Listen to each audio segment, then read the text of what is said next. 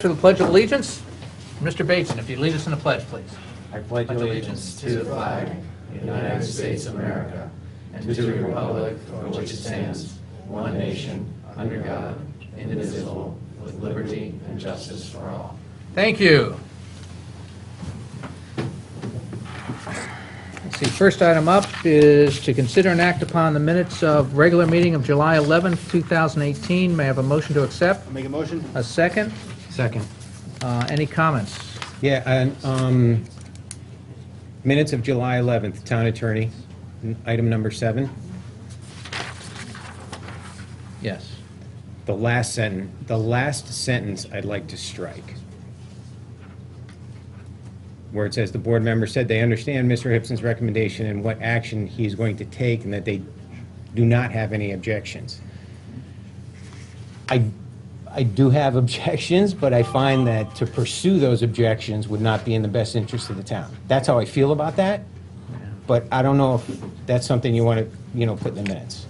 I think it's two things. One, that's what was said, because I said that, and I asked if we did, because if we didn't, we weren't going to turn it over to Mr. Hipson. He had already told us what action he planned to take, so in essence, Right, we're and aware of that. Yeah, I remember that, yep. So if we objected to it, we could have either stated that or not turned it over to him, because we were in essence turning it back to him to make that decision. That in essence, the fact that we didn't necessarily, we're not enamored with that decision. Exactly. Okay, is- enamored. If we objected to it, we wouldn't have let him go through with it, because we have that authority. I'll go with the enamored. I'll go with that. I was unenamored with the Okay. outcome. But do I find, Given we didn't say that at the, since these are minutes, and we didn't say that at the time, I don't know, do you want to add, I don't know if it's appropriate to add that, but No, I I don't guess we think it could is. add that. No, I don't think it would be appropriate if it wasn't said. If it wasn't said. The board said they understand Mr. Hipson's recommendation, what action he is going to take, and that they do not have any objections.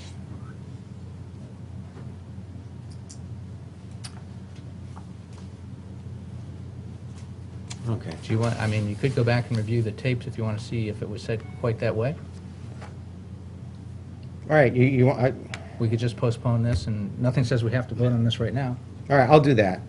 I'll do that. I read the minutes, I didn't review the tape. So, yeah. All right, so I'd make a motion to table these minutes until the next. Postpone to a date Postpone. certain. Yeah. Is there a second? I'll second that. Okay, and just by way of discussion, I believe that's what it actually said, but please check the tapes. If you find it different than that, if you could let me know so I can check the tapes too to see what it, I will. because that's Okay, roughly that's what all I had remember. on July 11th and the other one. Okay, so we'll, The way I remember was that we thought like it was his decision to make, not the board's decision, because it fell under his purview. mhm. But yeah, let's check the minutes on that. Or Check the tape. All right. Any further discussion on the motion to postpone? All in favor? Aye. All right. That goes there. Next up. We can act on the other minutes, though. Well, that was just item 1. We got item 2 is to Okay. consider and act upon the minutes from the regular meeting of August 15th, 2018. May I have a motion to accept? Make a motion? A second. Second. Any comments or discussion on these minutes? I have none. No. All right. All in favor? Aye. Aye. All right, so that's done. All right. Next up is an appointment to hear, consider, and act upon the following appointment to the Burr Gardens Advisory Committee. Karen Winget, Democrat, 458 Old Post Road, for a term of 11/16 to 11/19, and this is to fill a vacancy created by Anna Taylor's resignation. May I have a motion to accept? I'll make a motion. A second. Second. Any comments from the board? I'm happy Karen's willing to serve and step up and be a member of this committee, so. Yeah, thank you. It was quite an impressive resume. We had a very good discussion, so I appreciate you spending some time, and it's great to see a neighbor also stepping up to be involved in this, so thank you very much. Any comments from the public? We're thrilled. All right. Genuinely sincere. Yep. Back to the board. Any further comments? All in favor? Aye. Congratulations, and thank you for volunteering. Yeah. I think just to be clear, you still need to get sworn in by the town clerk, so if you can just arrange to do that. All right, next up, item 5, to hear a report on the electric vehicle showcase. All right, and transportation fair. May we have somebody from the Sustainability Task Force take us through that? Yes, hi, Scott Thompson from the Sustainable Fairfield Task Force. First, let me give you a copy of our flyer for the event. And I'm here with Mary Hogue, also with the task force. Really excited to share with you the news that we're having our 4th annual EV showcase. We've broadened the event this year. It's going to have other aspects of transportation. Very notably, we're going to have a company there called Zero Motorcycles, one of the leading manufacturers of electric motorcycles. They will not be doing a ride and drive, but you can look at it. We'll also be having a company called Torqeedo, and they make electric boat motors. They'll be bringing a boat to exhibit with an electric motor. There won't be any water, so the boat will just sit there. So there's, again, no ride and drive. This year, the event's going to be held at Ward High School. The last 3 have been held on Mill Plain Road at the auxiliary commuter lot. So we've got a new venue this year. One other very exciting piece of news is for the first year, we're going to have the manufacturer Tesla will be exhibiting, and that's very noteworthy because they have their first, if you will, mass-produced vehicle out on the market, the Tesla Model 3. So you can come and check that out, and there'll be lots of other manufacturers there. Last one that I'll note, and there's so many noteworthy things here, but Mitsubishi, and the Mitsubishi dealer in town, will be exhibiting this year and showcasing the plug-in hybrid Outlander, which is really the first affordable SUV plug-in, which we think that will have a lot of appeal to the market here in Fairfield County. So very excited. Thank you for having us here to make this announcement, and I'll take any questions. Could I just offer, Please. this year we're also having, it's a transportation fair, so we're having CT rides, which will be able to talk about Greater Bridgeport Transit, Metro North, all sorts of things that are alternative sources of getting around. We're going to have Discovery Museum that's going to come. We're going to have Maritime Chevrolet's going to be joining us with a Bolt and a Bolt, which is great. It's another local dealer. We're having, I think, about 5 hands-on activities to kind of get people to visually and kinetically understand how CO2 can actually make a negative difference to our environment, and how your transportation choices can make a positive difference. So Biped is going to be there, and have a bike there. So there's a lot. There's probably more that I'm not remembering, but it's going to be really exciting. And it's under, most importantly about being at Ward, is we're under the new solar carports, which are providing 1/3 of the electricity for Fairfield Ward High School, which is very exciting. So, okay, sorry. Very good. Any comments from the board? No, thank you for all your efforts you do to organize this. I know it's getting more and more popular for the residents of town. It's obviously an event people are looking forward to. And I think it's great that you're mixing it up a bit, changing the location to Fairfield Ward, and I'm excited to hear Tesla will be there. Mr. Bateson? Oh, thanks, I'm excited. It's going to be a good event. All right, a couple things. One, with the construction going on at Ward, it's still going to be okay to have this there, right? We've been working with the headmaster. We've crossed with Tom Cullen, and we're good. Yeah. Okay, great. I'm also thrilled that you're doing on the other side of town, or that side of town, because I think that it's great to take advantage of the Ward campus and get more town activities up that way. So thank you for doing that. And it was where the Earth Day used to be showcased up that way. So I think that's perfect. And I love kind of how you're expanding this and getting more involved. And it's much more of an educational thing. And you're still going to be able to drive an AV, right? EV? Yes, Yeah. there's a ride and drive component. You can also ride and drive the electric bicycles that will be there as well. They have their own little dedicated area to ride in. From Zane's, Okay. yeah. Yep. from Very, Zane's. had a great time test driving an EV last year, and I'm looking forward to doing it again. So, Yeah. thank you very much. Thank you. All right, next up, item 6, to hear an update from the Forestry Committee on the Community Forest Management Plan, the Bark Art Exhibit, and the Town Tree Planting Program. Hi, it's me again. I'm Mary Hoag, I'm Chair of the Fairfield Forestry Committee. And we've never, I believe, actually come and given you a presentation about who we are and what we do. And we've done a lot of things, and we have a lot of things we're excited to share. So just to give you a little background, thanks to Ken Placco, our longstanding prior tree warden, and Misty Byer, who was our longstanding prior chair, the committee was started in 2004. So it's been around quite a while. And we are created to promote the stewardship of town-owned trees and provide support and assistance to the tree warden. And we're very grateful that our current tree warden, Jeff Minder, has encouraged us and enabled us to continue doing all this great work. To put in context, there are 270 road miles in Fairfield with approximately 50 to 75,000 trees in the public right-of-ways and overhanging the right-of-ways, with more than 20,000 abutting properties and as well as 100,000 trees that grow on other town properties. We have our community forest vision plan that we did in 2014, and we said it would last for 5 years, so we're working on updating it. So that was done in 2014. It's one of the first in the state of Connecticut, and the Connecticut Deep has been working with us to use it as a template for other towns in the state, because it's so unusual. And that's one of the many things related to what we've done on the Forestry Committee that the state looks to us for.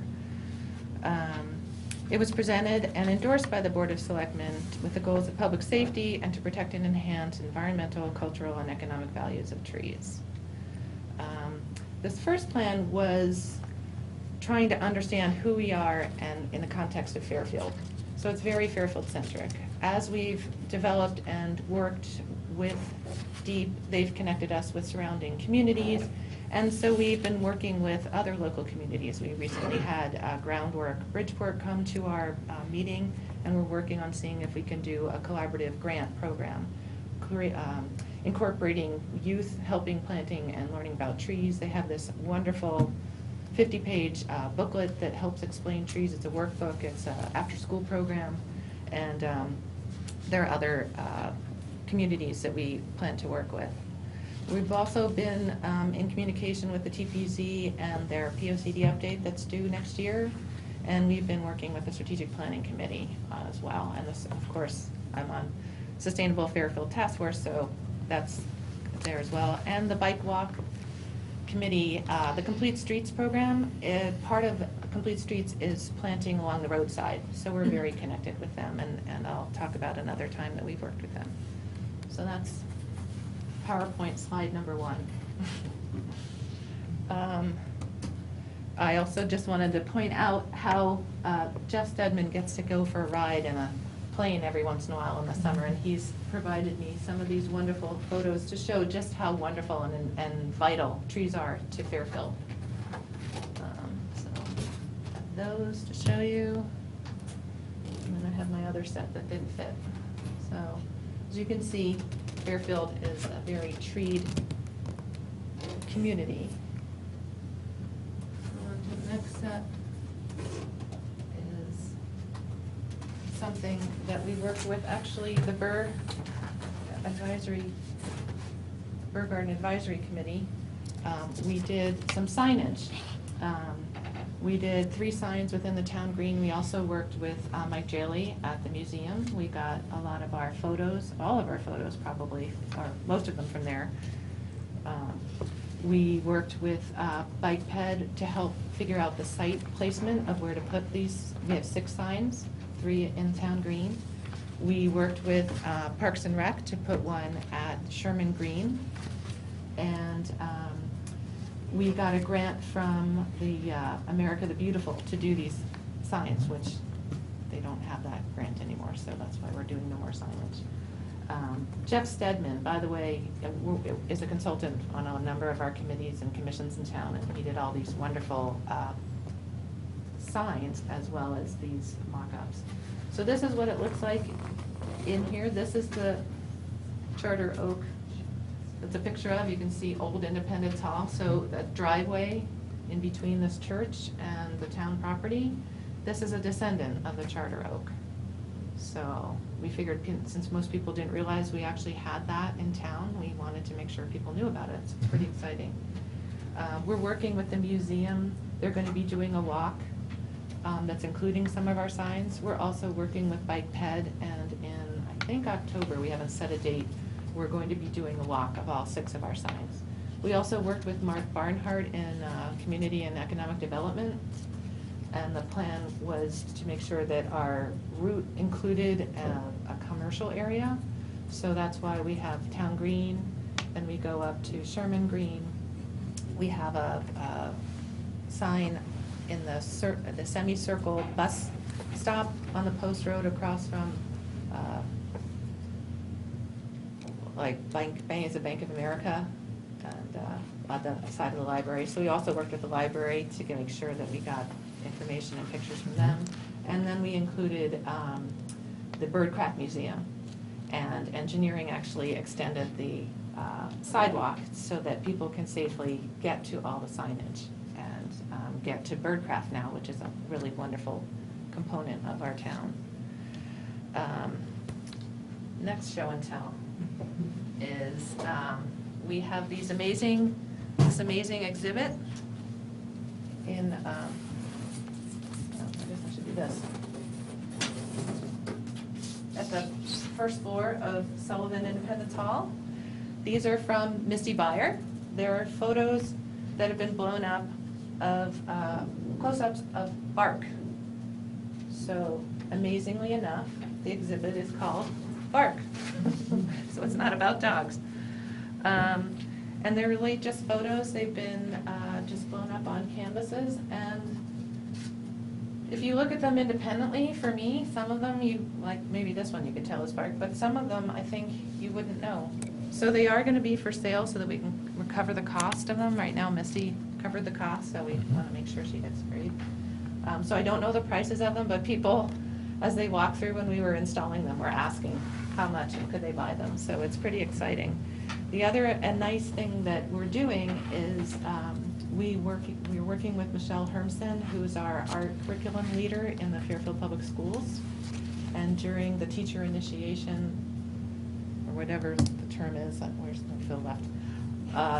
But before school started, all the teachers meet, and I think she has about 5 or 6 classes throughout the district that our teachers want to work with us. So we haven't worked out exactly what the plan is, but the hope is that we will take the students and we will do a tree tour of the school campus so that they understand, because the tree warden actually tries to create an arboretum on the school campuses, and people don't seem to know that.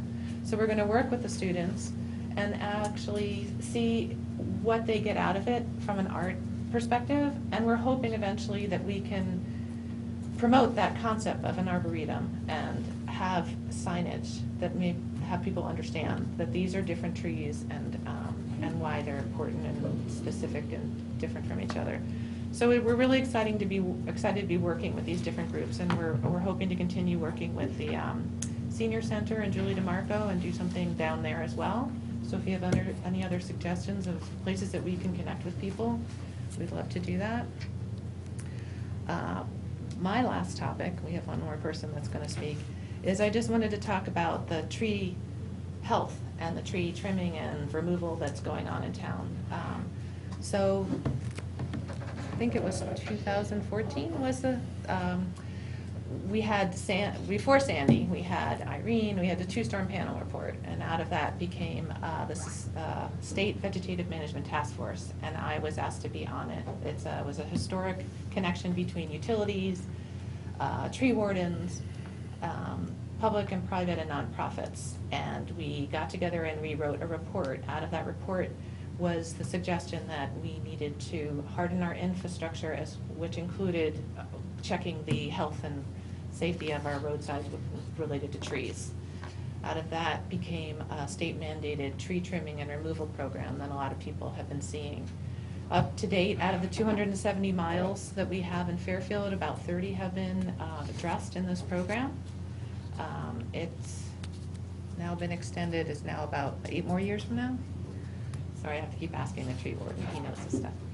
And thankfully, because of our tree warden, we've been able to trim versus just remove trees, which if you go to other towns, it's pretty barren in a lot of other places. So we're very much, the most important thing for us is the safety of the roadside. So we're making sure that it's safe, but we're also making sure that the tree health is continuing, because people have been upset about the tree removal. But trees are living things. There also means that they are dying things or they get unhealthy. So we do have to maintain them, and these removals and trimming is necessary. Oh, I forgot. We have presents for you, goodie bags. So in here is all the kinds of things that we're talking about. The Thank you. next topic that we're going to be talking about is our tree planting program. We've had it for several years, but it's always been, up until Jeff, actually been managed by the tree warden. We have an amazing group of people, and I just wanted to point out the committee members that are here, if that's okay. So we have Tom Carell, who's going to talk soon, so I don't know how he's going to get out. We have Jeff File, who we haven't seen for the whole summer, so we're really excited he's here. We have Dave McMahon. We have our tree warden, Jeff Minder. And we have a new member, Bill Mallon, who has been extremely helpful already. And Alyssa Israel, who had been on the Florida Forestry Committee. So we have a great group of people here. And Tom is going to talk to us about our tree planting program.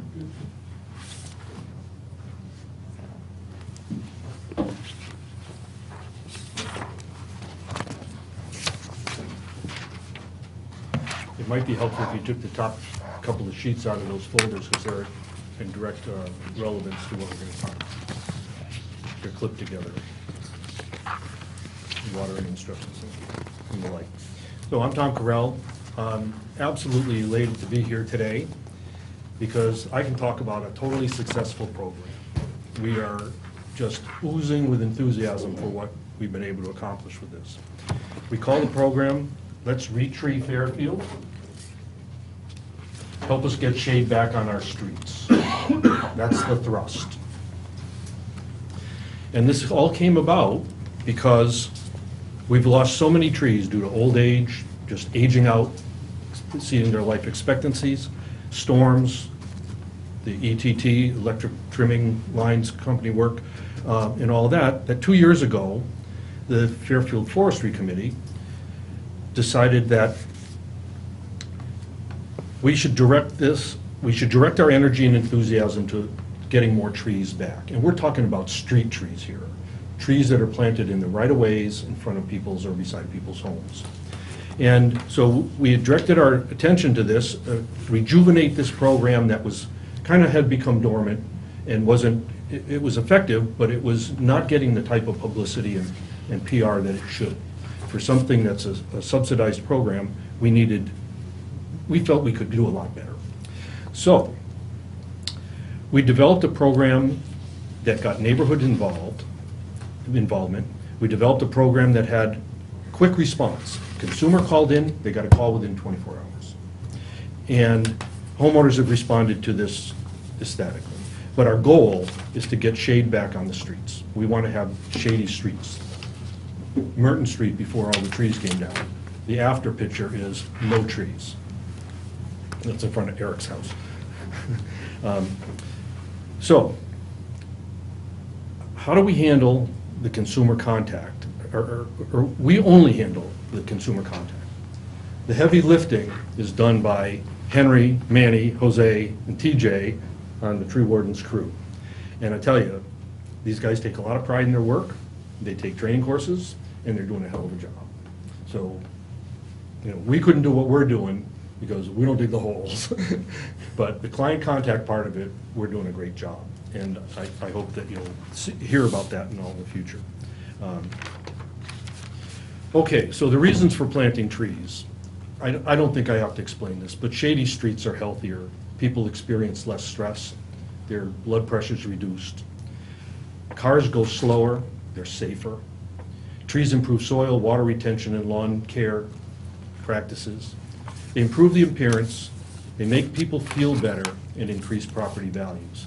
But the real value proposition here is that for every dollar spent on a tree, you get back up to $5 or over $5 in some cities worth of benefits in cleaner air, lower energy costs, reduced water usage, and increased property values. And the list goes on and on. And we have data to back that up if you're interested. All right, so let's get to the meat of this thing. How does it work? What do? We want canopy. We want streets to be as shady as they can possibly be. And big shade trees give us more bang for the buck. So we want to plant shade trees. But we have to compromise because of all the wire trimming and all that. Under the wires, we can only plant short-growing trees.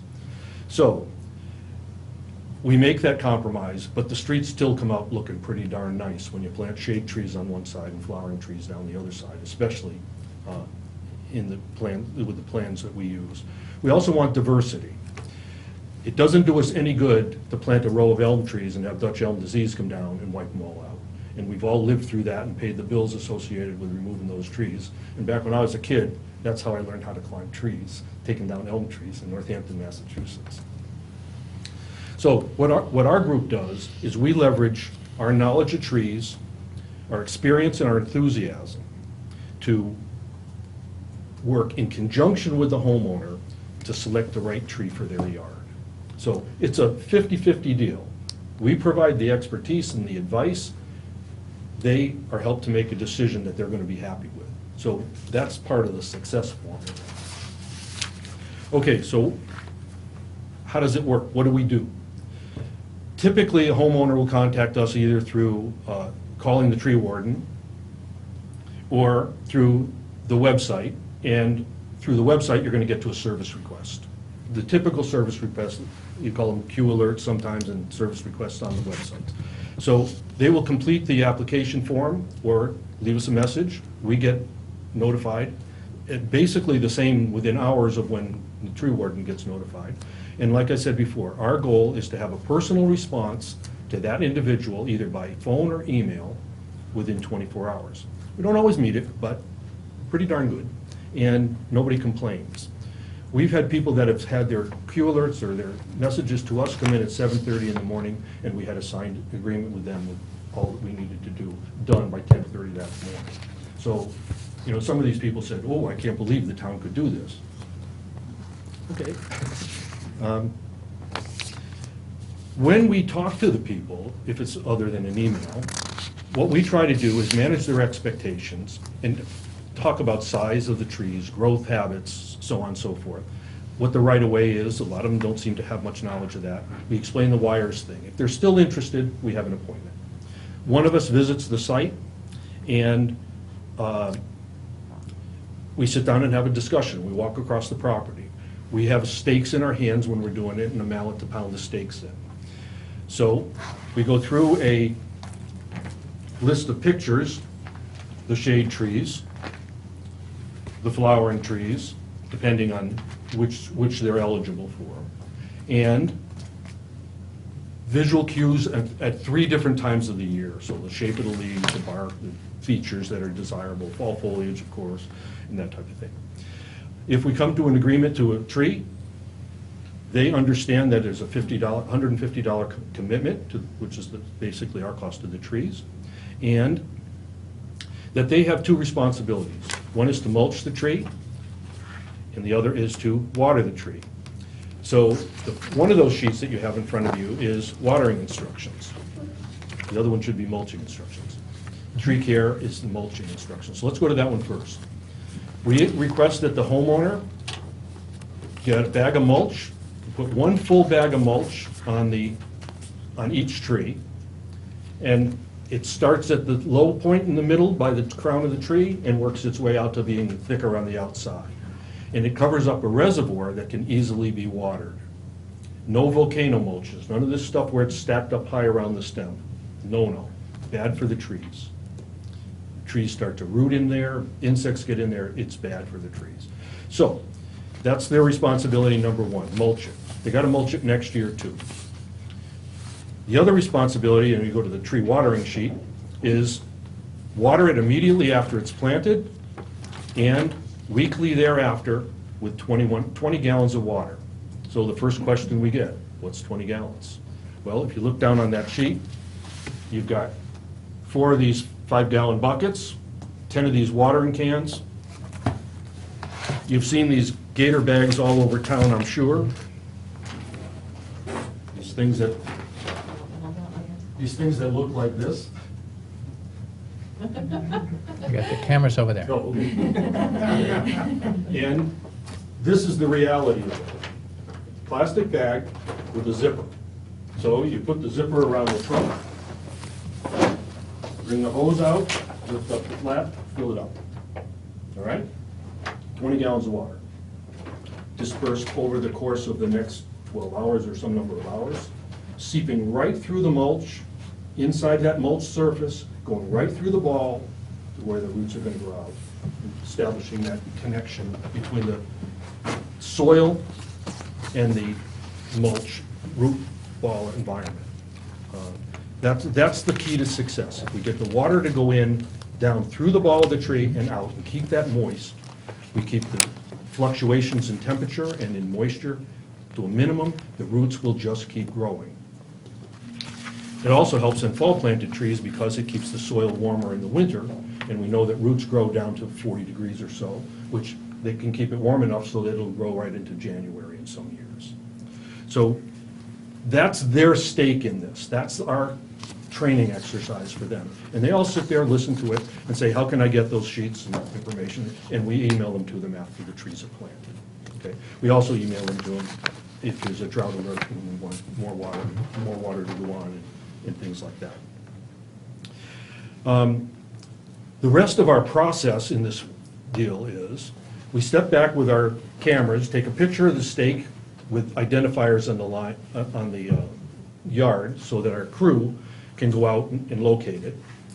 And when they sign in what we call an agreement letter, give us a check for $150. So we take a check of a photo of the stake, the check, and the agreement. It gets emailed to the office.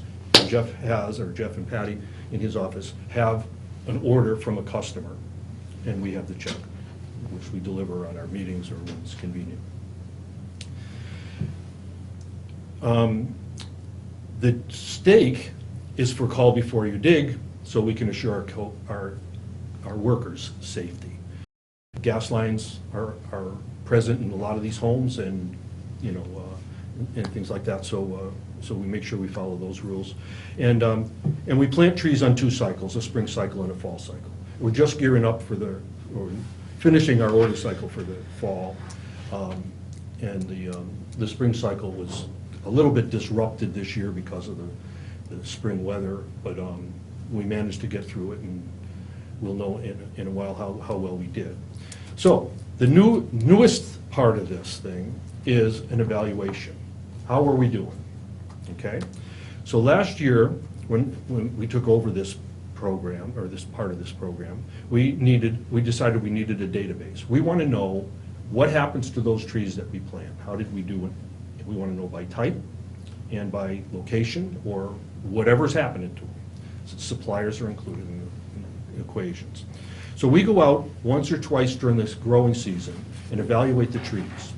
We evaluate them on a stupidly simple system, because that works for us. And 1, 2, or 3. 1, 2, or 3.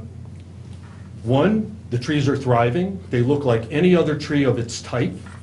Leaves are full size, so on and so forth. Amount of growth is acceptable. 3, the opposite extreme. The trees are declining and not very representative of what we expect them to be. And 2 is somewhere in between. We keep an eye on them, but nothing really wrong. They're just not up to the A standard. We feel it's a poor use of our resources to continue to plant poor performing trees. Not one shade tree died last year. from the trees that we planted in the spring program. And we don't know about the fall program yet because we haven't evaluated them. Most of the flowering trees thrived. What didn't thrive, guess, dogwoods.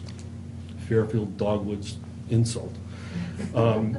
We've stopped offering dogwoods to most locations in Fairfield. We will not plant dogwoods because the failure rate is so high. And that's not just a Fairfield problem, it's all over the East Coast, all over the Northeast, really, from Michigan to Maine to Maryland. So we do make a small compromise for Greenfield Hill because of the festival up there, but we don't offer green dogwoods. Now, there are alternatives to dogwoods. There's a Kusa dogwood, which is a Chinese dogwood that we have in the program. So customers, they're happy. Flowers a little bit later, bigger flowers, so it extends your season. But we have verifiable results. So this, in the next few weeks, our group will be going around and doing their evaluation for this year, or the first evaluation if we need a second one, which we'll do it later. And we now have a database, and we're building on that each season. In the future, what do we expect for the future? What's motivating us going forward? We're going to need, at some point, the resources and crew and support to do some selective pruning, to do some thinning out of trees or taking out damaged branches and things like that, and possibly raising up some that are over sidewalks and things that are appropriate for safety on the sidewalks. And there's going to need to be some upkeep that's ongoing as these trees become teenagers in their maturation. And that'll set them up for the next 10 to 20 years to occupy their spaces and be safe. We need to keep up on new varieties for pest resistance, disease resistance, and possible insect resistance, and make sure that we can get the newer varieties. It's not always the case that we can, but we have to be able to get the stuff that keeps its leaves on all year and makes these trees look their part. We are going to emphasize the neighborhood focus because we've had outstanding results with that. We started off working with 45 houses in Riverhurst. And Mike, you were at the Sturgis Cottage that night when we had a booth or a table there with a sign on it. Actually, this is one of the signs that was on it. And I pulled you aside and said, you ought to know what this is going on here because we were doing a prototype program. And that was for 45 homes in the Riverhurst little neighborhood up there, which rapidly expanded into a lot of Mill Plain Road because it worked. This year we have a prototype or an expanded program going on in the Very Street neighborhood over here, between Reef Road and Oldfield and the Very Streets, which is over 500 homes. And I think we've kind of overstepped our capabilities a little bit, but we're going to put on a big push this fall and for next spring. So we've planted a fair number of trees down there. Next fall, next spring, that will continue. And in this program, we recruited neighbors as street captains to walk the streets and talk to their neighbors. We rated the quality of the yard, of each yard, so they could go to the top priority ones first and maybe not even get to some of the lower priority ones because these were the people that needed a tree, could benefit from it. The neighbors, after they get us the list of contacts, we, forestry people, go back and we do the orders for the trees. So they're not involved with that. But they set up a GoFundMe site for people that might appreciate a tree. People can donate some portion of a tree, and it might go to a poor person's neighborhood that couldn't afford it on their own. It might go to a town park or a public space. So a lot of excitement, a lot of enthusiasm. The next future program is the schools program, and that's so new I can't even explain to you what it is because it's evolving pretty quickly. One thing that we've recognized is that developers are doing us a disservice when they go into a house lot or building lot or tear down and take down every tree in the yard. It's really, we can't recover from that with a tree on the front yard and on the right of way. And from a town perspective, we should be looking at how to maintain those trees in yards because our air conditioning costs are higher, our water use costs are higher, our yards are uncomfortable when you don't have a tree. that's the tree planting program in a nutshell. There's one other thing, and not necessarily a small thing, but we have a commemorative tree program. And that program has also received our energy and enthusiasm. And the reason that I bring it up in this way is because this program, it's just a gem to get trees into public spaces. Any donor who would like to plant a tree to honor a person or the memory of something or someone is able to, for $150, have a tree planted in a park or a public space. An Fairfield Forestry Committee member, volunteer, works with the donor and the tree warden to figure out a proper tree, a place where we could put it that means something to that person. You know, there's some sentimental reason or some emotional reason. For example, this is what we call the Ken Money tree, which is Ken Money from the Exide Mill River cleanup, ushered the Exide side of that through the town and supported us in that. And this tree was planted in his memory posthumously, and we encouraged that. So we got a tree in the park at the end of Umpqua and Somerset Avenue, and this was a gathering to honor his work. We have a tree planted out here in honor of Judge Caruso, and we give a certificate like this to the donor for that family that they have, and they feel pretty cool about that. The new twist on this year that makes it a little more magic is that this year for the first time, or last year and this year for the first time, they can buy a tree from our inventory from the tree planting program. So that makes it a more affordable tree at $150. In the past, most of the trees came through going to a garden center, lining up the work, or lining up a tree, negotiating back and forth. Now we cover all of that stuff. They can still go to a garden center and buy a bigger tree, a different type, a different foliage color, whatever, as long as we go through the process and the steps and get everybody on the same page. And they pay for the tree, we coordinate with the garden center to make sure it gets planted. I think in the last 2 years, we planted more trees in the commemorative tree program than in the 10 prior years. And it's still a small number, but it's exciting. And thanks for your attention. All right, thank you. Any questions on the board? No, that was a very complete presentation. Yeah, a lot longer than you probably. Do we get tree warden certification for completing this course? No, in all seriousness, thank you. It's clear that it's working. I see it in our neighborhood, the Mill Plain Road neighborhood. Certainly, I bike through Riverhurst enough. I'm excited that the street line trees are coming back to where they were when I was a kid growing up. It does alleviate stress. It helps shade your yard. It makes it more comfortable in your backyard. And clearly, all the hard work the entire committee has put together on this, it's growing in popularity. I think we should get a tree in your yard. I'm more than happy to. Mr. Bateson? I can speak to this personally, having this summer gone through the tree trimming project on my property. I lost 5 trees to the UI trimming project. I wasn't happy about it, but not having power for 14 days, I realized the necessity for it. I will commend the tree warden in that they were very responsive when, you know, I got the notice from Lewis Tree, they had stopped by, and then I called you guys and I was like, oh, okay, well, they're taking them down. I have an option. They're going to be putting up some new ones. It's going to, you know, we went through the options, and I was like, oh, you know, I'm happy about that, to participate in that. And I found today's presentation pretty informative. I didn't know cars went slower with trees on the street. They call it traffic calming. I didn't know that. It was pretty cool. But thanks for the presentation. I found it informative.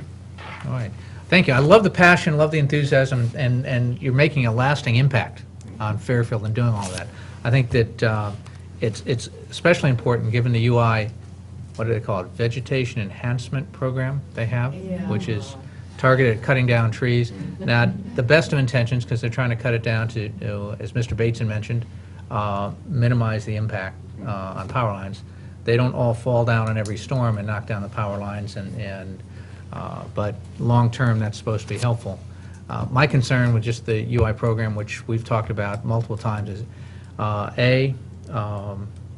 they are going out, cutting them down, and before they do that, our tree warden has to sign off on them. So our tree warden is doing double duty. He's doing his normal tree warden duties for here, thank you, Jeff, but also has to take on their load, and the state statute that passed this and allowed for this didn't provide any funding to the towns to help us reinforce or get extra support for Jeff in doing this. The second thing is when they cut them down, they just cut them down. They do not grind a stump, do not take care of that, so we basically go from having tree-lined streets to stump-lined streets. And I think that's appalling. And again, the state didn't provide any money to do that, so it's the same funding source that is paying to cut down the trees could also pay to grind the stumps and do that and provide then at least a fresh base. Even if they don't plant new trees, at least provide a ground foundation suitable to plant new trees before we have to get out and grind those down. So I know that's been tough to manage the UI program through all of that. We get So, some of the heat from that, from the customers. Are they going to take the stump out? Questions. Yeah, the answer is no. I mean, we've been fighting for that for 4 or 5 years now. So that's definitely a frustration with the program, and certainly something else to add cost to the town when that happens. So another unfunded mandate. I hate those words, but in this case, both are. But love the programs, both the Plant a Tree, but also the Commemorative Tree Program in terms of keeping. Fairfield's been recognized as Tree City USA for 27 years now. I believe that's the 30. I believe that's the most in Connecticut. Okay, that's the most in Connecticut. What does that mean, tree city? Yeah, It's just the most trees, or how do you define it? it's a recognition Okay. by the state, I believe, or the recognition by the state for our care, maintenance, and encouragement for growth of trees. And if I'm correct, also, if you go back 100, 150 years, that we have across the state almost twice as many trees now as we did then, which surprised me, because I would have thought with all the development, we cut things down. But what we stopped doing is we stopped being an agrarian society, so all those old farm fields have now filled in. And trees last 30 to 50 years, roughly, and that's a generation, so they come back. So in that last 100 to 150 years, we've had 3 to 4 generations of trees, so it's filled out tremendously. Now, did we do a tree inventory at some point? We did a tree. You've got, please, sorry, Mary, you need to stand at the podium. Tree inventory, what was that? Tree service? We did a tree, so we called it a tree survey. So we overlaid the census map with the town to do a 10% survey of the trees. So an inventory would be every single tree in town. I thought there was a flyover at one point.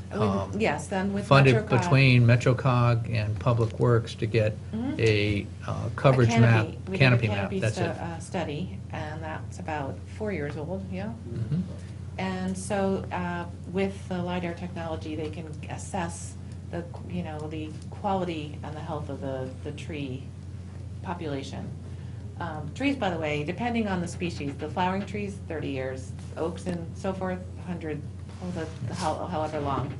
And in terms of diversity, one of our problems that we're having, especially in Greenfield Hill, is especially our lovely, our sugar maples and all that beautiful foliage. They're all the same age. And especially on the roadside, they're really, really intolerant of the salt and all the fumes. So they're all in decline. And they're all the same age, so they're all declining at the same time. And that's a big, big problem for everywhere in the Northeast. We had a big hurricane in '38, knocked down just about every tree in the area, and all the trees are about the same age. So that's one of the issues that we're working with in our community management plan, is trying to make sure that we do this tree planting program over the course of every year. We plant more trees, not plant a whole lot at the same time. So the diversity is not just the species, but also the age. Okay. When you did this survey, did you learn anything from the survey? That was that 10% sampling of what kind Yeah. of trees we have. We weren't surprised by what we learned. We were, I guess, surprised by the amount of trees that, as you drove by, they looked fine, but as we got close up and did all the measurements, they weren't as healthy as we had hoped. So that was probably the disappointing part. As individual volunteers, what we found was there were some beautiful neighborhoods with amazing trees, a lot of oak-lined streets in town with the very old trees. So they're all the same age. That's the bad part, but there's some amazing and gorgeous neighborhoods with trees, and that makes all the difference. All right, the flyover that documented the canopy Mhm. coverage, anything that we learned out of that? That would be more Jeff, I guess.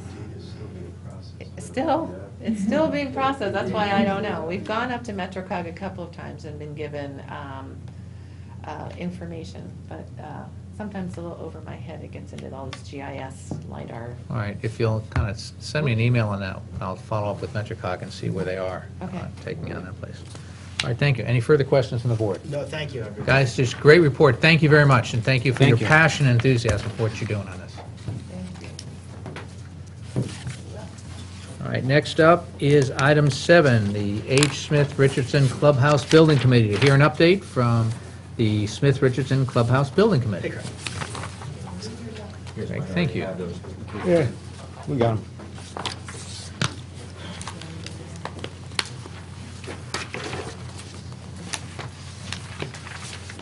Good evening.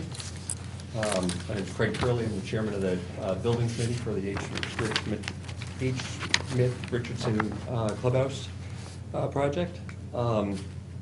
After the committee was formed, we mentioned several times that we would plan to come back periodically, and that's the intention of today's update. Generally speaking, the committee's progressed rapidly and made a lot of progress over the last 6 months or so, 6 to 8 months. We are through the conceptual design phase. We explored several options through that conceptual design phase, and we're at the point now where we've settled on one concept. We expect to go through a fairly detailed process through schematic design in the next several weeks, and by the end of the month, we should have pretty solid and firm estimates as to what this project would cost. So I don't intend to get into too much detail today, although I could give you back of the envelope rule of thumb estimates and forecasts on numbers today. But really, by the end of the month, we'll have a really better view on what this project budget might look like. So if you recall at our last update, we had mentioned that we were looking at several options, one of which was a renovation of the existing facility. The second was a tear down and rebuild on the same footprint or near. And the third option was to go up to the top of the hill on the other side of the campus.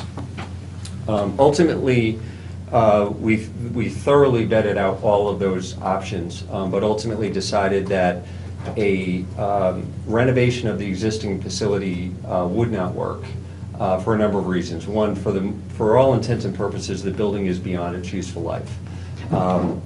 We pushed that quite a bit to really explore what a reno would cost, and at the end of the day, after we surveyed what the program would need in terms of square footage and things like that, we'll get into square footage in a bit, the cost estimates for a reno were within about $250,000 of a complete tear down. So the committee felt that that might be a risk not worth taking, and ultimately the design, if we tried to reuse some of the building, ultimately would not be a great fit, and if we were going to really fulfill the program that we were trying to accomplish, starting from scratch was a better path. The other option that we looked at was to keep the existing building in place and operable through construction, build adjacent to but not overlapping the footprint, so that the building could stay open during construction. Ultimately, we looked at that. It didn't save us any money, so it wasn't a financial issue. But what what we did determine is that the campus is fairly tight. And what we would end up with would be a building on the adjacent to the existing building that ultimately was kind of oddly shaped, and just after the old building would be torn down, it just didn't, the building wouldn't fit in the space properly. The third option that we looked at going up to the top of the hill was attractive because if we were to build the clubhouse closer to the driving range, there was a very strong feeling that we would be able to generate additional revenue from range sales throughout the year. I think we had mentioned at a previous meeting that we average about $100,000 a year in range revenue. Sterling Farms, which is a similar setup, does a similar number of rounds that we do in terms of a public golf course. They do close to $1 million a year in range ball sales, primarily because the range is on the campus. It shares the parking lot, and it's a walk from the range to the golf course. So we really tried to explore that. We didn't think we could get to $1 million in range revenue, but even if it was $200,000 to $300,000, that would help subsidize the cost. What we found was there's really no infrastructure on that side of the campus. We'd have to put in a septic system and bring in bigger supply line for electrical. Ultimately, the road, Hoyden's Hill, wasn't a great road for significant amounts of traffic.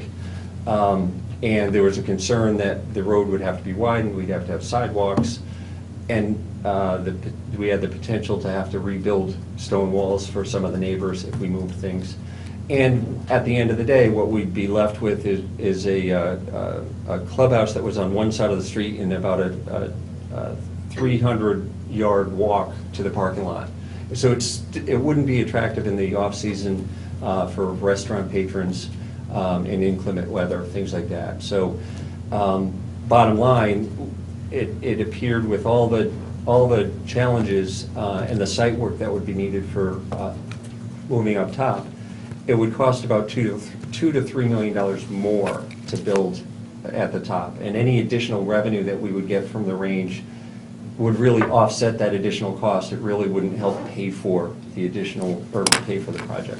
So ultimately, the committee decided that the best option was to tear down the existing building first and rebuild from scratch with a partial overlap of the existing footprint.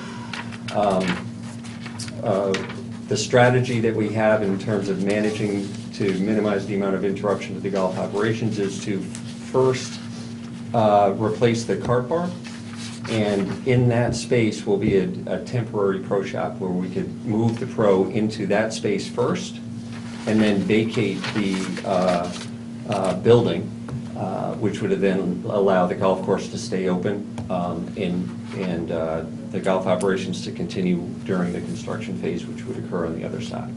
So that's kind of those are the conceptual designs that we considered. What I really wanted to talk about today is the program update, and that's the second slide in your materials, because one of the things that I think none of us on the committee really appreciated until after we really got into this was that the square footage of the existing building as it's built today, or as it was built, is insufficient for the current need. And we really did try and spend a lot of time understanding what the needs were for the golf operations, the priorities that were set by this Board of Selectmen committee when this building committee was formed. And really, this schedule really points to a few different things. The first set of numbers on the first column on the left is the existing square footage of the existing clubhouse. I apologize for the small print. I may need my glasses for this one. I'm not sure that's better. But right now, the existing building is roughly 6,700 square feet. What I didn't appreciate, and I've been a resident of Fairfield for over 20 years and a regular golfer for almost that entire time, is that there's almost 1,000 square feet of utilized space outside the footprint of the building. to 850 square feet, where the kitchen refrigeration is outside the building. The freezers are, refrigeration and freezers are outside. The restaurant storage is a shed behind the cart barn that I was never even aware of, where they store tables and chairs. They get mildewy, so they actually have to be replaced from time to time.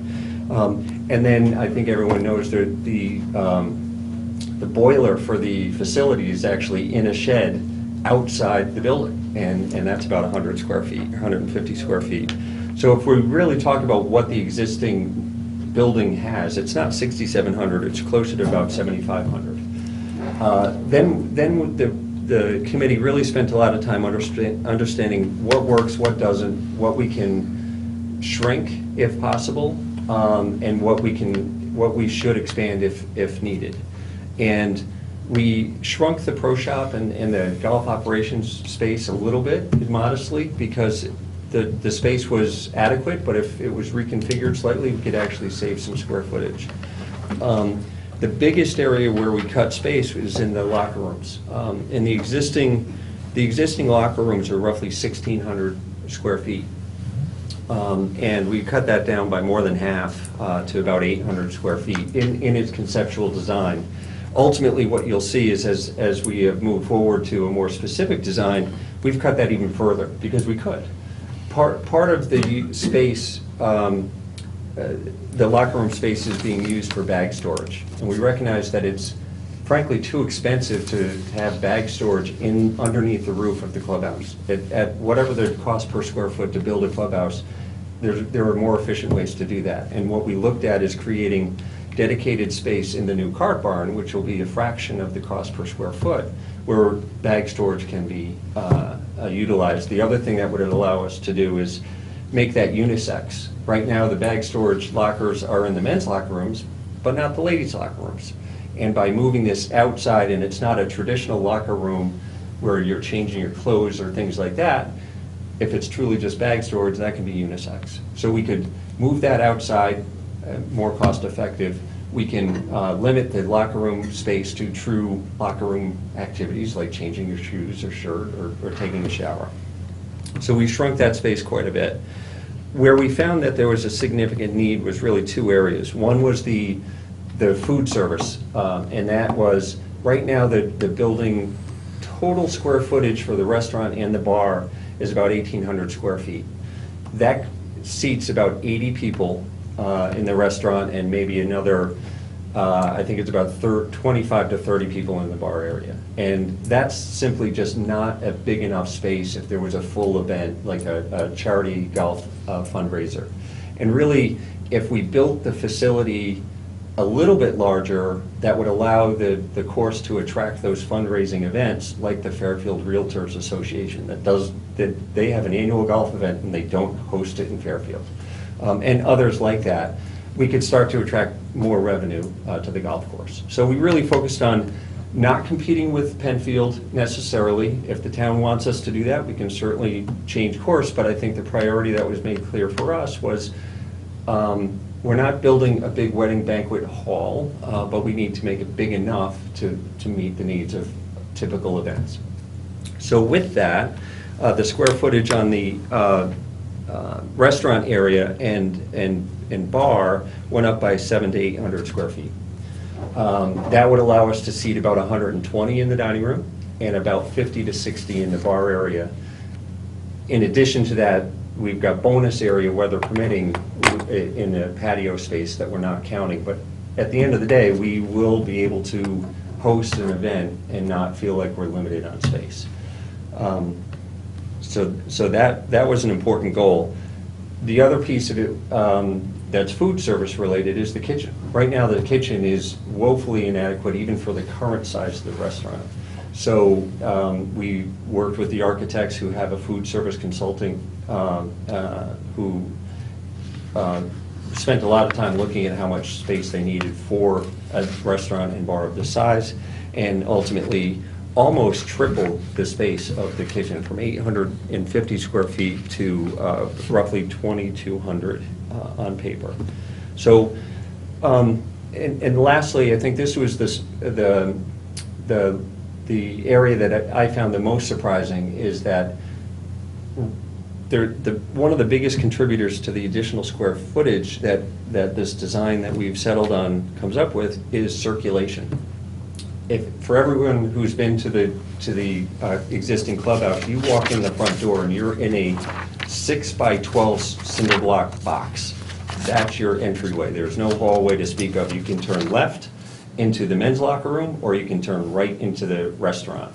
And you have to walk through the restaurant to get to the ladies' locker room. You have to walk through the restaurant to get to the pro shop. And likewise, the way that the bar and the restaurant are configured, you have to walk, if there's an event in the dining room and there's general public use golfers in the bar area, they have to walk through the dining room to get to the bathrooms and such. So there was a lot of focus on what's the appropriate amount of circulation, the hallways, the entryways, even just space for the width of the walls, to be honest. That's part of the calculation. And the rule of thumb is 30% of your building should be dedicated to circulation. We had round numbers, 15%. It was actually a little less than 15%. So taking that up to 30% added almost 1,400 square feet to the building. It's not something we were excited about, and if we could design it in a way that would limit that, that would certainly be attractive, and we tried to do that and make that efficient. But at the end of the day, we really tried to settle in on a program that met the needs of the course and the usage of the public, and really cut back where we could so that we weren't building for the wants, but we were building for the needs. So where that shakes out is square footage going up by about $2,000, or 2,000 square feet, from about 7,500 to about 9,500. That's going to make for a bigger project than I think most of us expected initially. We did give a heads up to Tom Flynn and the Board of Finance. I know that they've got the capital workshop in a week or two, that at least the back of the envelope estimates, this project renovation was expected to be $3.5 million back 10 years ago. With this project, it's probably closer to $7 million. I think everyone's goal was to have it closer to $6 million. We will get firm estimates by the end of the month, and I'll certainly share those with this committee when those estimates are available. My hope is that, it's a 6 point something, but it may be 7 point something. And if we have to start revisiting the program to manage costs, we're certainly prepared to do that. But I think what the committee put together really does meet the needs without excess.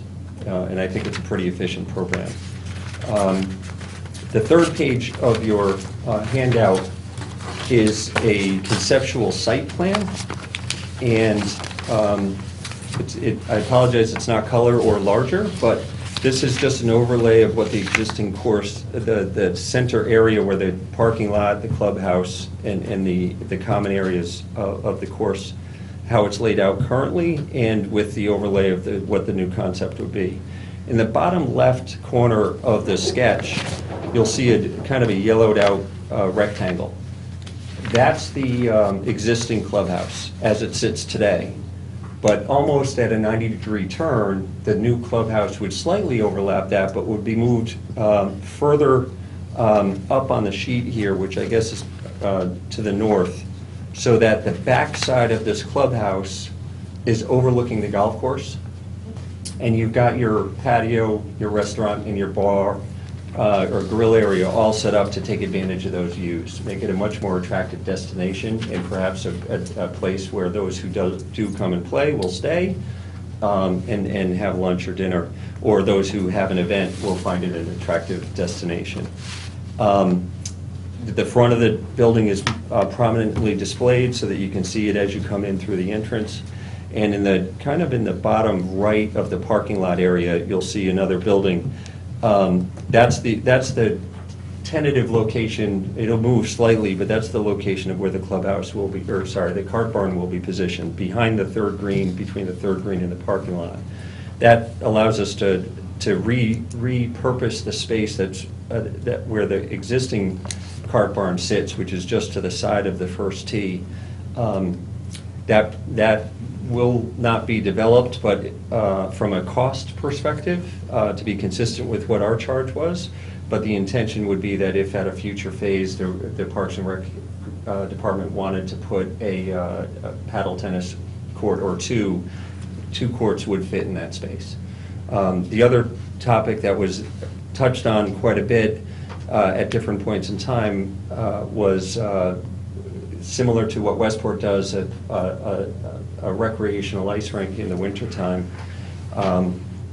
We're not intending to build out anything specific for that, but we've worked with the landscapers to make sure that at least a portion of the parking lot will be graded in a manner that will allow us to have the right size space for a temporary seasonal ice rink if the Parks and Rec wants to do that.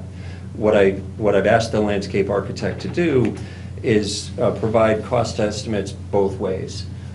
When I say both ways, a typical pitch for a parking lot would be a 3% slope, which over the course of 50 feet would mean an 18-inch drop. So that means if we have a 60-foot sheet of ice, the ice is 1 inch thick on one side, it'll be 19 inches thick on the other, unless there's some temporary gravel that's put in year over year. That's probably not the most efficient way to do it, so another way to do it would be to eliminate that 3% grade, make it much more level, but in order to allow proper drainage when it's not ice, it needs to be pervious pavement.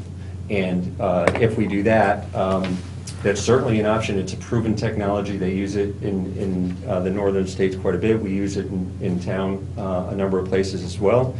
But that grading and that cost will be slightly different than if we do nothing. So I've asked them to provide those numbers so that we can make an educated decision as to whether we want to allow for that development in the future or not. I don't think the cost between those two options will be materially different. So my guess is that a prudent plan would be to take on that additional expense if the budget allows, so that we have that option in the future. But we will chase down what that number is when it's available. And then the last page of your handout is the more specific floor plan of the building. The intention here is that the center of the building is going to be octagon in shape on the front side, squared off on the back. It's the intention, conceptually at least, is to try and mimic the gazebo that sits in our town green. And that will be a prominent roof line that as you approach. But the main piece of the building will be the dining room. The kitchen will be off to the right. That allows for efficient deliveries as well. The grill area will be off to the back side, but to the right side of the building as well. And again, takes advantage of sight lines to the golf course. The dotted lines that you see around the perimeter are the roof lines, so you'll have a slight overlap in covered patio area on the back side. And then the golf operations will be to the left of the building. We're making provisions for a meeting room, which was a pretty high priority for a number of the folks that we spoke to in terms of the golf, the seniors group, the ladies group, the men's group. They all have meetings on a regular basis. The Golf Commission could actually meet here as well, so that would likely make sense. And when it's not being used for those type of meetings, it certainly would be available for a private dinner room or something to that effect. The pro shop is in this octagon to the right. That gives him views of the first tee, which is immediately off in that direction, as well as a view of the 18th green, which is a bonus. And then all the men's and ladies' locker rooms would be off on that wing below the pro shop. It's a very logical layout. It seems to be fairly efficient. We went through a lot of iterations and tweaks along the way, but ultimately this square footage comes out a little bit less than the 9,500 where we thought conceptually we needed to be, and I think that's a good thing. I do think that there's also a few tweaks that we'll need to make sure everything fits, but I think we're probably within 100 square feet of where it ultimately would end up. And then the last thing I wanted to talk about today is the schedule. Back on the cover sheet of the handouts, we're going to, as I mentioned, we're going to be through the estimates by the end of the month. So we'll have pretty firm numbers. The intention is, first, we're providing this up to you today. On the 17th, we'll provide a similar update to the RTM committee meeting. And then on October 2nd, I believe we're scheduled to provide an update to the Board of Finance. By then, we'll have the estimates in hand. So I think those numbers will be relevant to that board, but again, we'll share them with you three as well, so that you're getting it at the same time, or if not, sooner if we can. But ultimately, I think the intention, our next step would be to, after we've got the estimates, to come forward for a bonding resolution. So I'll need to work through what those steps specifically are. My understanding is that we don't want to schedule and ask for, present and in detail, and we'll have the architects come, and we'll have the owner's rep, Colliers, join us as well. But we won't ask any of the bodies to view and vote on the same night. So our intention is to provide presentations to all three bodies in hopefully December, and then come back in January with, ask each body to vote and hopefully approve. This timeline that was prepared was actually conservative, in that since we are going to have our estimates as early as the end of this month, we may not need to wait until December. So we may actually try and get on your agenda and everyone's agenda for November with an action item in December. Because the one thing that becomes clear is, and this becomes obvious as we roll through, it's the fall of 2018. But once we get the bonding resolution through, we still have to go through and get construction designs completed. We have to go through the permitting stage. So even at the earliest, if we did stick with this December, January approval schedule, we're breaking ground no earlier than summer of next year. And the hope is that, as mentioned, we would build the replacement cart barn first, set up a temporary pro shop so the golf course can stay open.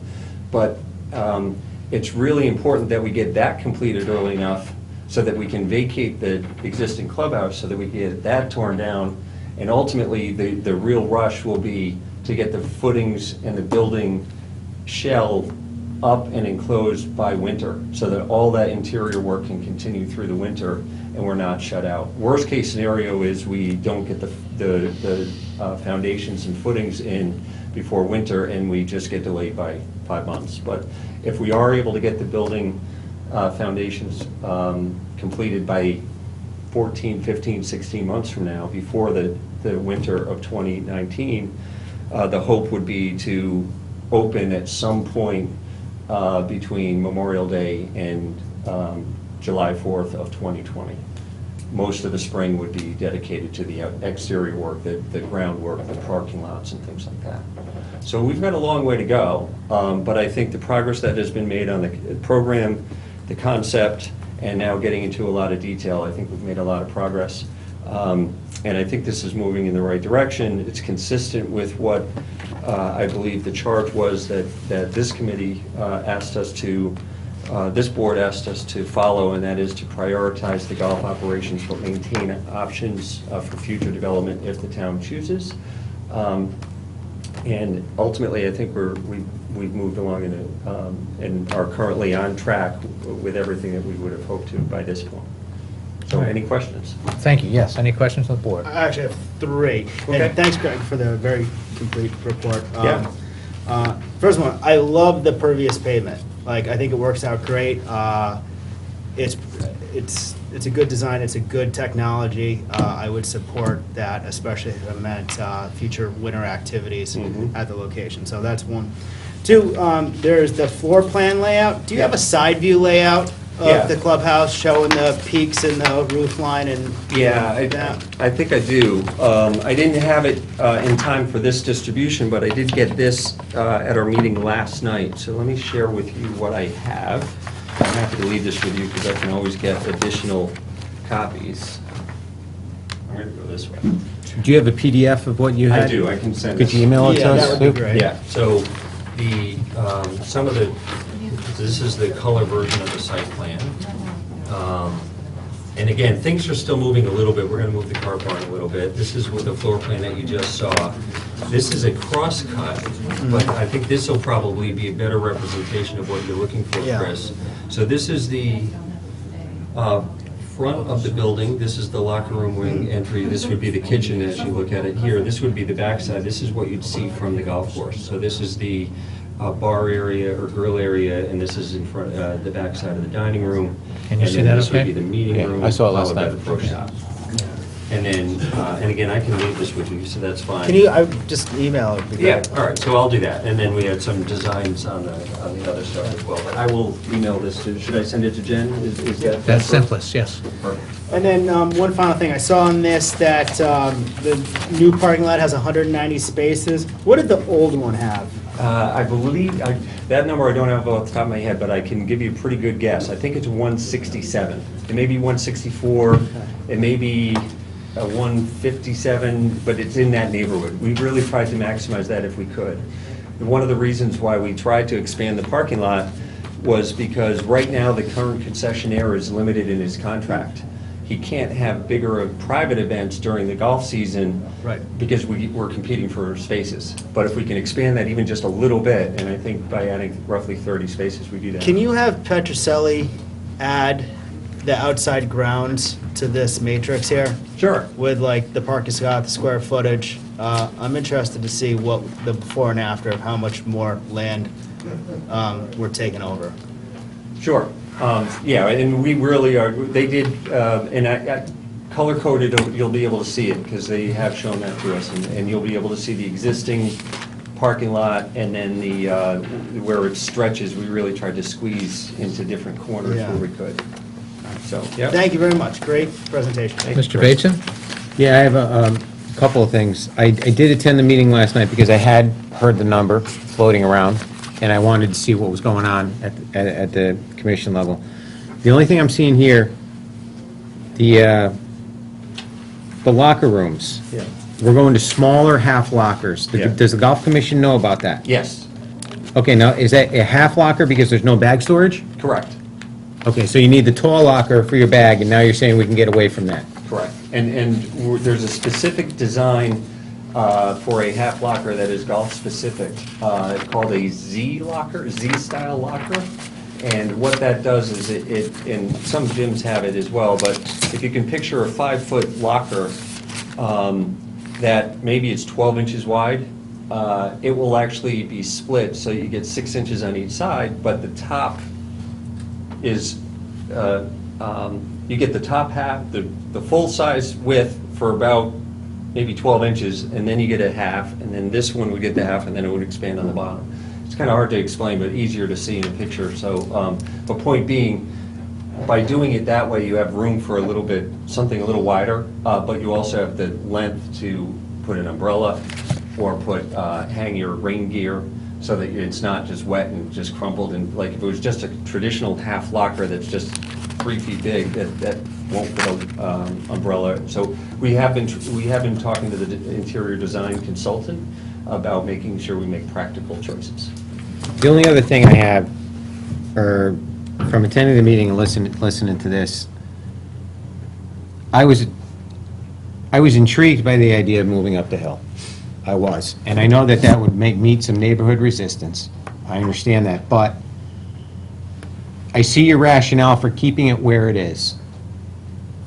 But in listening to you, and being at your meeting last night, I know all we're looking at is the facility right now. I really think that when we get into the nitty-gritty of going underneath the septic, I'm thinking we might get some increased costs. Yeah. And I know that one of the costs that prohibited you from moving up the hill was moving your infrastructure up the hill.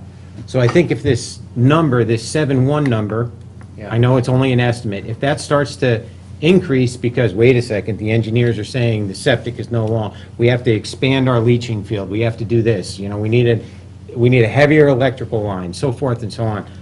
If that starts to increase that, I think you should start to refocus on, well, wait a second, that's why we didn't move up the hill, because of infrastructure needs. Yeah.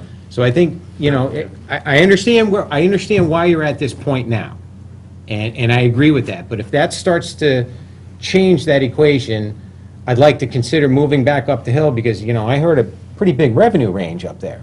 I mean, right now, we're at 100. Yeah, I agree we're not going to do 1 million, yeah. and I agree that we don't like crossing the street and the parking lot and so forth, but that's a lot of money we might be leaving on the Yep. table there.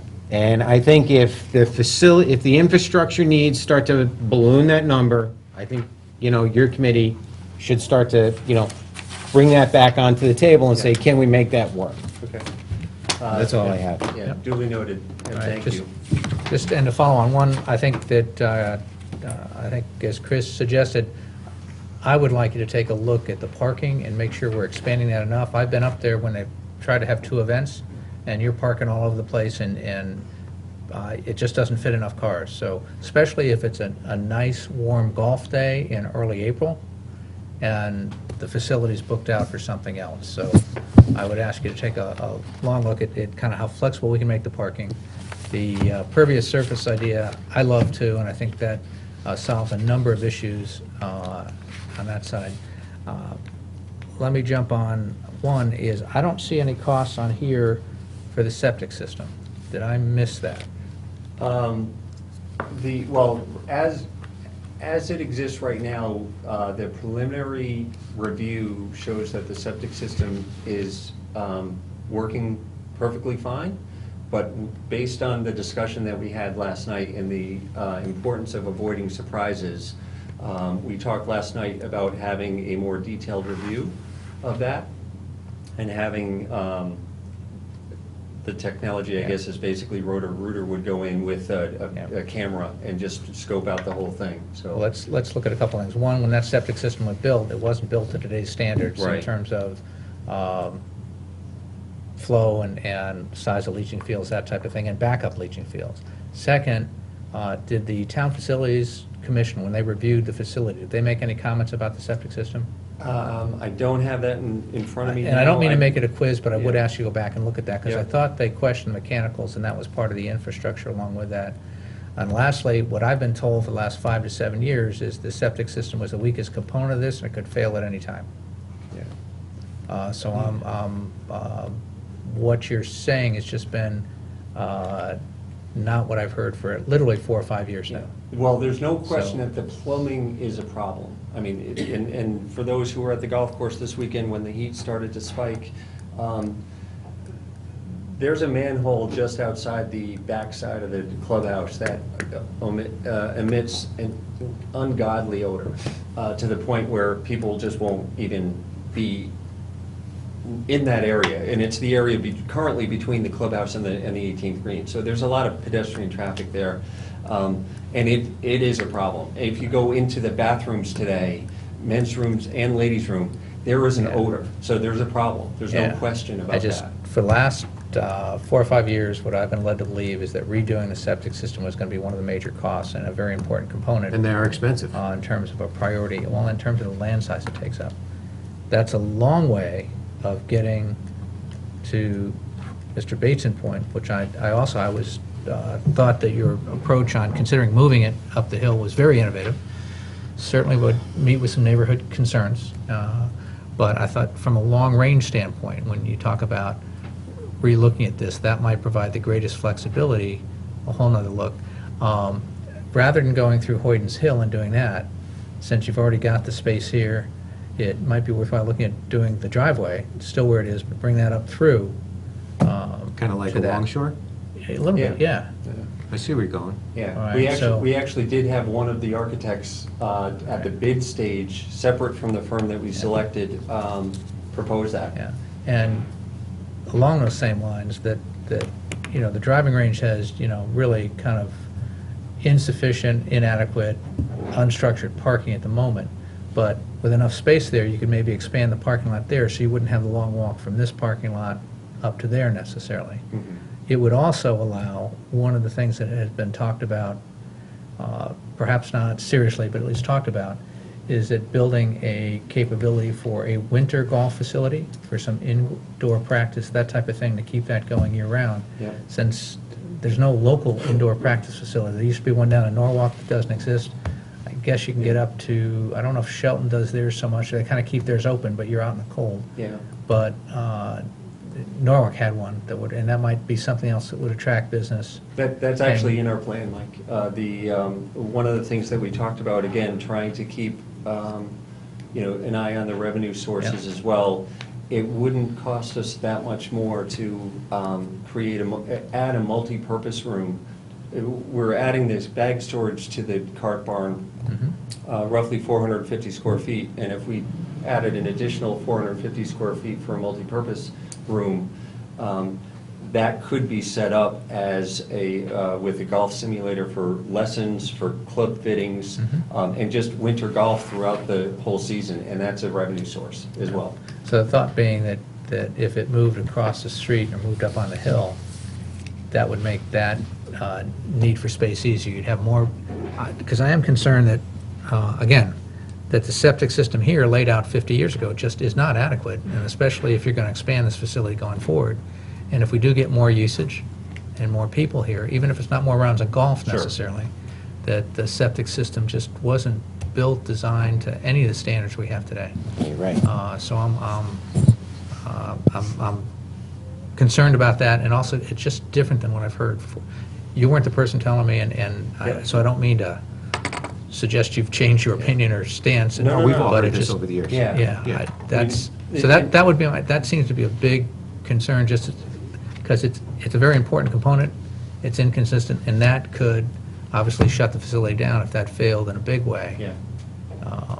The committee has expressed similar concerns, and we're working with Colliers as the owner's rep, along with the architects, to make sure that we run that to ground. That was discussed in detail last night, but both in a design subcommittee as well as our larger group, and we really just cannot take a risk that we get that part wrong. And so we hear you loud and clear. Okay. Other than that, just overall, I think you made tremendous progress in a fairly short period of time, and I appreciate how detailed this and how well thought out this is, even though it's just your initial thoughts, design, proposal. But I think you've organized it very well and provided a rationale for what you're going through and how you got there. So thank you very much. Great. Any further questions from the board? No, just don't forget to get that PDF. I'll make sure that gets to you. It may not be this evening, but it'll certainly be tomorrow. That's fine, thank you. All right, thank you. Next up, item number 8, from the Chief Fiscal Officer to hear, consider, and approve modifications to the budget submission process as outlined in the Town Charter, Article 12, 12.2, Item C, variation of procedure. May I have a motion to accept? Make a motion. A second. Second. All right, do we want to have any more further updates from Mr. Mayor on this? Or do we there just want to go anything- into questions? Is there or- anything new from we went through this 2 weeks ago. through it, yeah. Is there anything new? I think I'm pretty settled on where I want to be. I like where we're at. I think, you sent us the school calendar. I didn't see much going on in what would be our time frame, so I'm fine with what you're doing. I'd like to make a motion to accept the CFO's recommended schedule. Or plan your, how should we say, Well, I think we've got, what I'm going to suggest is that we take the motion before us and amend it to specify that option. Okay. Because this specifies the charter reference, and one of the things I want to make sure everybody's clear on, one of the comments in prior discussions at the Board of Finance level was that we were not in compliance with the charter. That's technically inaccurate, because we did vote on this every year, and the Board of Finance voted on every year. What we didn't do is vote to vary the procedure, which is what we're doing now, so we would just take this vote, and this would be what we would proceed on going forward every year until we modified it again if we chose to do that. So if you could, with your permission, Chris, I might suggest I'd like that to we amend, yeah. consider and approve the modifications, maybe as presented in, Bob, is there a title for that? It's the, called Fairfield I think Option you want 1. to just leave the language that's there. There is an approved modifications to the budget submission process as outlined in charter. Well, the modifications aren't outlined in the charter. The approval process is outlined No, in the which charter. is modifications Fairfield Option to 1. the process. Hmm? you're modifying the budget process that's outlined in the charter. Is what you're doing. So hear and consider, if you have, it's to hear and consider and approve modifications to the budget process that's outlined in the charter by adopting it, Yeah, I think it's probably important that we specify which proposal we're accepting, so that can be proposal referenced is back, titled, Yeah. if that's okay. I think we do the CFO CFO recommended recommended option. option. Wait a second. Can I chime in? Go right ahead. I don't like the wording of number 8 because I don't, it sounds like we're modifying the charter, and I think we should just stay away from that. As outlined. No, it's we're considering and approving modifications to the budget submission process. As And outlined. what gives us the authority to do that is what's outlined in the charter, section 12-2. So we're not Okay. changing the charter. Now- We're operating 12-2, which says basically, if you want to modify it, here's what you do. Okay, now, any modification that we consider needs to be approved by the Board of Finance, correct? We have, the only place a modification can be suggested on is the Board of Selectmen. Yes? It has to be, in essence, suggested by us, voted on by us, then it goes to the Board of Finance, they can approve it, or reject it, if they choose. So should we include in this resolution to hear, consider, to submit to consideration to the Board of Finance an approval of modifications? I don't really No. think that's, one, you can see here that's listed on our agenda that it requires Board of Finance approval, as all of the resolutions we do that need to go to So either that covers RTM us or there? Board of Finance. Okay. And because we're doing it per section 12-2, if you go to the charter, that specifies it has to be, it can only start with the Board of Selectmen, but it also has to be approved by the Board of Finance. Okay, so there's our out there because it says requires Board of Finance approval. Yep. And 12-2 says that too. So it's, if you go to the, Okay. so we're not modifying the charter, we're Okay, I'm good with exercising that. our authority within the charter. Okay, so I'm good with that. So now you want to go back to how do we identify what Bob is recommending? Well, approved modifications, and I thought we might do, to meet what Chris is saying, make an insert there to specify which, Just CFO recommended option. It's that easy, yeah. yeah, something like that, just so we're clear on what we did. And if anybody's checking back with a backup, a year from now, it's clear what set of modifications we made. To hear, consider, and approve modifications. How about we just say attached here too, and we make No. this the attachment? I was gonna say, the language is kind of garbled because, of right? So if you, so I know where you're going, and it says, you say to hear, consider, and approve the CFO recommended option as a modification to the budget process for that's Sure. in the chart. That works? And That works for me. Putting it in front of it makes it a lot clearer. Sheila, do you have that? I'll Okay. give it to you. Chris, do you want to? Sure.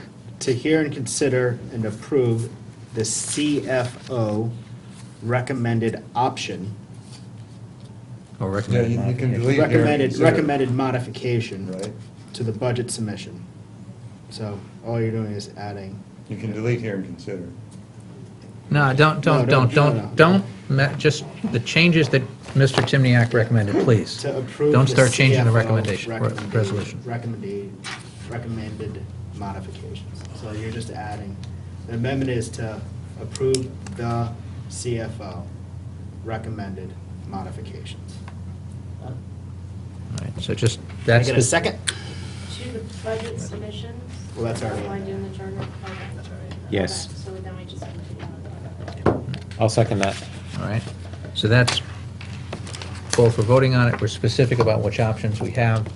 I think that's about as clear as we can be. Right, and then when it comes to us setting our calendar, we'll hammer out the details of the meetings in December, or whenever we set our calendar for the next year. Yeah, I think, as I would understand this, there are certain critical milestone dates, and they're listed on here. Right, so- One is that when the Board of Selectmen has, and the key one, and from our standpoint, is when does the Board of Selectmen have to get our recommendation to the Board of Finance? As long as we live up to that date, if we start on February 2nd or February 14th, I don't think anybody cares. Board of Finance just wants to know when they're going to get our recommendation, and that it's early enough for them to conduct all their hearings. Okay. And then Now, we'll still hammer need- that out in we'll still- November when we set our calendar for Well, the next year, or whatever. There are a couple steps. One is the Board of Finance has to approve this. If they don't agree with this, Then we go back to using the charter. I was under the impression, though, that this is what their task force came up with in No. conjunction with you. This is what I came up with, which they have agreed to. Correct. Okay. I was So just saying- I'm not anticipating an issue there, It's right? actually within the Gardner came. Keep the Okay. glory. Yeah. But it just, Keep the glory. in terms of steps, they would have to vote to approve it, then we could sit down and worry about what our dates are. Okay, and just so I'm clear on this, now, the budget process, if approved, is different next year, that we're almost separate entities now. Yep, we'll be done by, what date in March, Bob? No, you'll be done by February. So there's no more joint budget hearings? No more joint budget hearings for that. Okay. All right. Here it is, the, Board of Selectmen, you report March. March 14th. March 14th. So we're done on March 14th. Okay. And I'm good. I just want to add one other thing, that the department heads and the finance department were pretty thrilled with your suggestion at the last meeting to do it in one-day sessions. Well, if we can work it out, I mean, think being that- the executive level, I think we have more latitude to have just a three-member panel during the business day, which is, I think, what this board was originally designed for. I think what we want to do is take a look at both the budget and also decide if we want to do things like, there's typically the Board of Ed coming in to make a presentation. There's typically the pension consultant coming in to make a presentation. There's Exactly. typically the insurance consultant coming in to make a presentation. Yep. So we've got to fit those in, and that might not all work in one day, though I'm thinking like a Monday, Tuesday. If we set aside 2 days, Monday, Tuesday, I think, hey, that saves me 6, 7 nights out of the house, right? I think that's a fair trade-off. I'm a newlywed, I'm not going to argue. Yeah. All right, any comments from the public? Seeing none, back to the board. Are we ready to vote? Yes. All in favor? Aye. Aye, all right. Thank you, Mr. Mayor and Ms. Gardner. Next up, item number 9, to consider and act upon tax refunds as recommended by the tax collector in the amount of $12,795.88. May I have a motion to accept? Make a motion. A second? Second. All right, Confirm any the number. further discussion? Confirm the number. I have, it's All right, thank you. accurate. All right, ready to vote? Yes. All in favor? Aye. Aye. Here, consider and act upon any other business that shall properly come before this meeting. Do we know of any? No. All right. Next up, may I have a motion to adjourn? So moved. A second? Second. All in favor? Aye. Aye, thank you.